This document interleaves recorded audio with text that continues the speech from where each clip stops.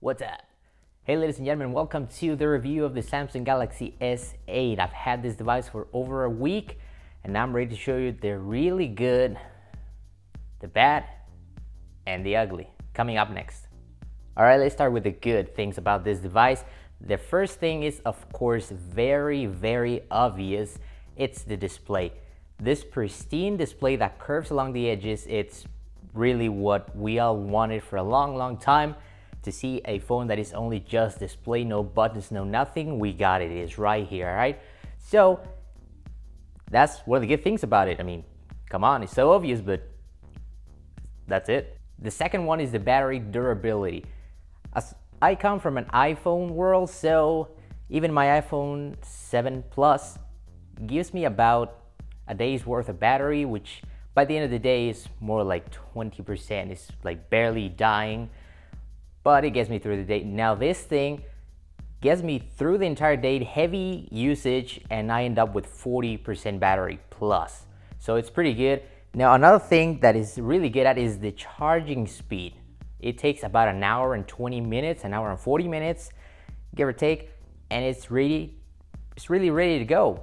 So that's pretty good considering it has a USB-C type. I mean, come on Apple, what's it gonna take for you to just move on? You got lightning cable, it's all good, but we need to move on. I mean, you already took the headphone jack, and by the way, that's another good thing about it, it still has it. You don't need to buy an extension, you don't need to buy anything else, it's just right there, ready to go. We still use those, it's all good, right? Why try to fix something that is not broken? Now, another thing that is really good to have in a phone, you know, it's your personality. You customize it however you want, you change the color, you put a skin on it. Now, like I said, I come from Apple, so unless you plan to jailbreak your phone, there's no other way to put a theme on it. And right here in this like Samsung world that you guys have, you can buy a theme for it. Just pay a few bucks and you got it. You got your own customized phone. It's all good, it's all awesome. And that's it. That to me is a good feature. You can customize your phone to fit your personality, because I mean, cases don't cut it anymore. No, you gotta really put a theme into it, otherwise it's just useless. Now, last but not least, the Bluetooth range. I mean, this is the first phone that shipped with Bluetooth 5.0. You can put in, you can connect two speakers to it, I'm pretty sure. The range has increased, the connectivity of it. Now you don't have to just stay within range of your phone in order to like, for the Bluetooth not to just quit on you anymore. So you have like literally the ability to walk away from it, you know, have your headphones on, go to the kitchen, take a sip of water, you're all good in connection. That's about it for the good. Now it's time for the bad.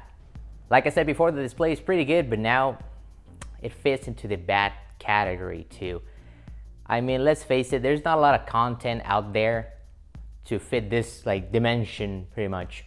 So you end up with those like black bars at the edges, and that doesn't look that good. Actually defeats the purpose of this beautiful display. That to me is a really bad thing about it. I mean, sure, if you go to YouTube, it has that dedicated button so you can actually just stretch the display, but that cuts, you know, part of the video, and well, it's a really bad thing, right? Now, keeping with the theme of the display, I mean, the edge is pretty much, if you drop this thing and it just falls in a corner, that's it, your display is gone, and it's really hard to replace. You have to pretty much take the whole phone apart. Might as well just buy another one, and they're not cheap. So that to me is a really bad thing. It's all good that it has like all this like huge display, but at the same time it can come and bite you in the buttocks, you know what I'm talking about. Now, another bad thing about this phone that I quite didn't like about it is that fingerprint sensor is like right next to the camera. And although like I like the idea of not having buttons in the display, it kind of went terribly wrong when they decided to put it like right next to the camera. It doesn't feel right. I'm still getting used to it. You will get used to it, but it's gonna like leave some smudges in your camera. You'll be prompted to clean the lens, because I mean, yeah, you don't want smudges in those pretty faces of yours. But that to me is a bad thing about it. Sure, you'll get used to it, but in the meantime, you know, learning curve and all that stuff, yeah, I don't know. They just didn't want to mess up their Samsung logo, so that's why they just bump it up to next to the camera. Issue like solved for them, not for us. But it's all about learning a new thing every day, right? Now, the ugly. All right. When I first received this phone, I unboxed it, turned it on, you know, it's all good and it's all awesomeness.